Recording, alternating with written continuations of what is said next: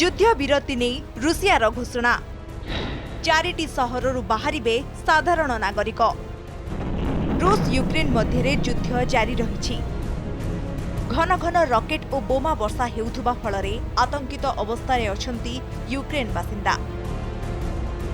एहारी भितरे यूक्रेन 4टी सहर पई अस्त्र विरति घोषणा करिछि रुषिया। राजधानी कीव समेत खार्किव, मारियोपोलो और सुमी सहर पई अस्त्र विरति घोषणा होइछि। भारतीय समय 12:30 रु एही अस्त्र विरति लागू होइछि। अस्त्र विरति समय रे लोकंकु सहर खाली करिबाकू स्वतंत्र ह्यूमैनिटेरियन कॉरिडोर बा मानविकतावादी कॉरिडोर रो बाट खोला जाइछि। फलरे विदेशी नागरिक माने युद्ध क्षेत्ररू सुरक्षित भावे बाहरी आसिबे बोली कहा जाउछि।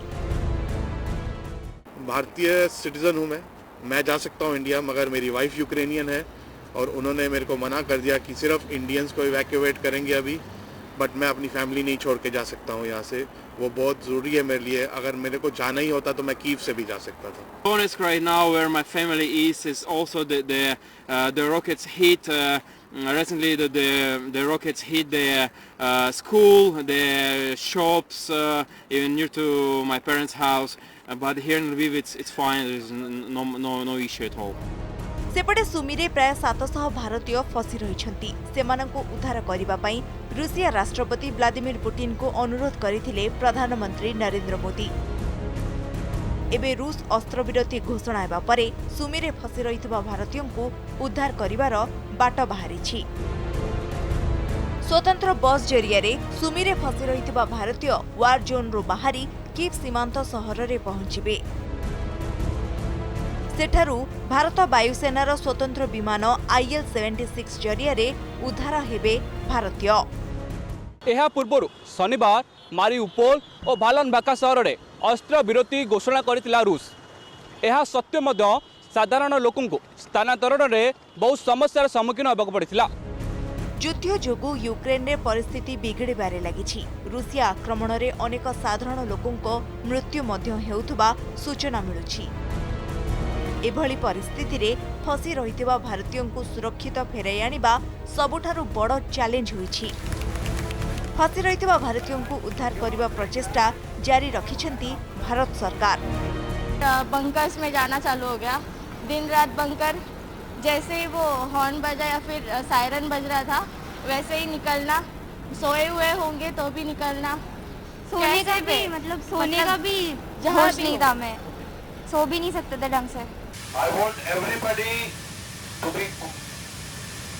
to know this fact that he's taken 5 bullets.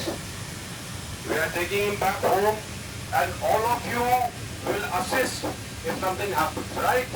Technically, sitting in Hungary, it's not part of my brief to cover what's happening in the evacuation from Sumy. But you know, a lot of people send messages of concern, and I spoke to Delhi.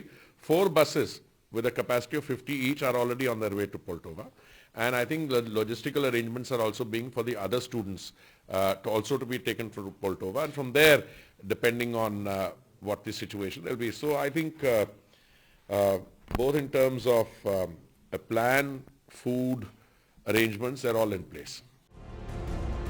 February 22 तारिखरू केंद्र सरकार पक्षर operation Ganga आरंभ होइथिला, जेउथिरे वायुसेनार स्वतंत्र विमान को नियोजित करी फसी रहितबा भारतीयों को उद्धार कार्य आरंभ होइथिला। युद्ध क्षेत्र यूक्रेन रू भारतीयों को उद्धार पई आरंभ होइतबा ऑपरेशन गंगा एबे शेष पर्याय रे पहुंचिछि।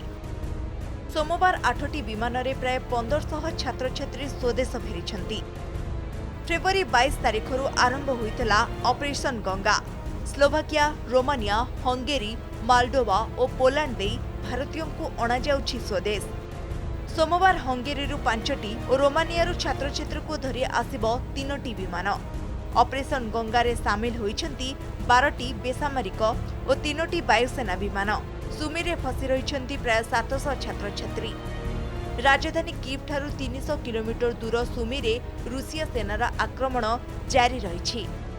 सुरक्षित उद्धार पाई ह्यूमैन कॉरिडोर तैयारी न हेबा जाए सेमानंकु लुचि रहिबाकू दिया जाइथिला निर्देश। भारत अनुरोध को रक्षा करी रूस दुई थर अस्त्र विरति करिछि।